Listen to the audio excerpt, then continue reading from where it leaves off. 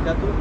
النهارده رايحين جامعة تيمون الطبية، هنشوف الأجواء والدنيا. أول يوم دراسة في جامعة تيمون الطبية، هنشوف الأجواء، رأي الطلاب، رأي الناس، هنشوف الأجواء بتاعت روسيا في أول يوم دراسة. استنوا.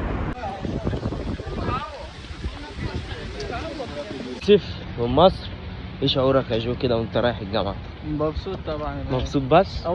اول يوم بقى، وهتبقى طالب طب رسم وكده. ايوه يعني خلاص حسيت نفسك دكتور صح؟ مسؤولية بقى دكتور. طبعا يا جدعان ده بيذاكر وما بيقولش لحد. هو وشه يقول كده.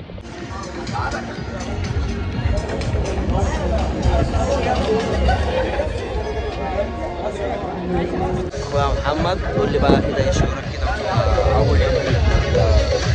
والله يعني الواحد مبسوط، فاهم؟ الدنيا 100 والطلاب مش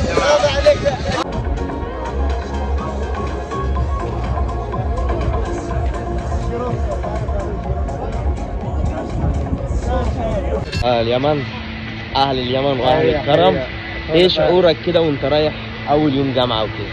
والله طب وكده قبل ما تلبس البلطو يعني الشعور بالمسؤولية، لكن ان شاء الله نكون قدها وبجودها، وان شاء الله نحقق امل اهلنا فينا باذن الله. Уважаемые друзья, уважаемые первокурсники, родители, все, кто сегодня здесь присутствует.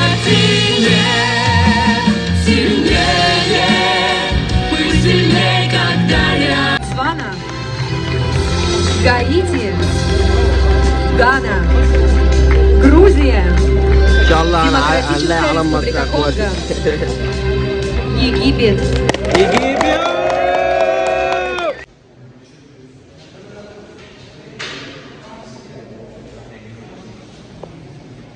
طبعا هنا لسه لابسين البلطات البيضاء، ايه شعورك كده وانت لابس البلطو الابيض؟ ده الصراحة يعني شعور غاية في الروعة، والواحد مبسوط جدا.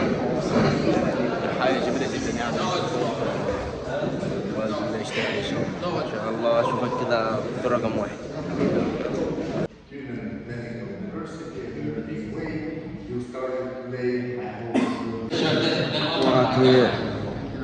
طبعا زي ما انتم شفتوا كده دي كانت حفلة، ولسه يعني دلوقتي لسه برضو ماشيين. يعني دلوقتي الجامعة بتعرفنا المبنى ده بتاع ايه والمبنى ده بتاع ايه. طبعا الجامعة مش بيبقى مبنى واحد، بيبقى مباني كتيرة وكده، فبيعرفونا المباني دي بتاعت ايه والمباني دي بتاعت ايه، وبيستقبلونا. طبعا الموسيقى والحاجات دي كان استقبال وكده. ودلوقتي اهو ماشيين رايحين للسكن الاول، يعني بيعرفونا السكنات فين وده بتاع ايه وده بتاع ايه والقوانين والحاجات دي. استنوا معانا. Где кто? Где какой писатель? Вы кого-то знаете? Вот лицо. طبعا هنا بيعرفونا بقى يعني الناس اللي بيكتبوا الشعراء والكلام ده. Давайте посчитаем. Давай. 1, 3, 4, 5, 6, 7. 7. Да. Смотрите, 7. 7. 7. Я. هنا بيرتبوا بقى صورة، طبعا يعني من الترفيه وكده بس مش اكتر يعني.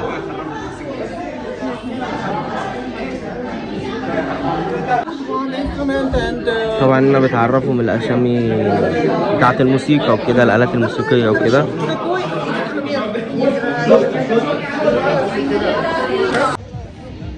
طبعا هنا في البارك، طبعا دول الشباب المصرية. هنا بقى في البارك اهو، يعني حاجات برضو زي ما بقول لكم ترفيه وكده.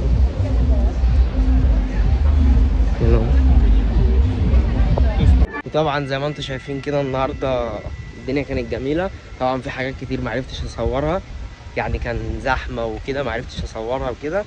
بس استنوا فيديو جديد حياه طالب في روسيا. معاكم فارس اللول. ما تنساش تصلي على النبي، توحد الله، اذكر ربنا كتير. هي دي الحاجه الوحيده اللي بقالك في الدنيا وفي الاخره. ما تنساش تعمل لايك واشتراك وكومنت من قلبك. السلام عليكم ورحمه الله وبركاته.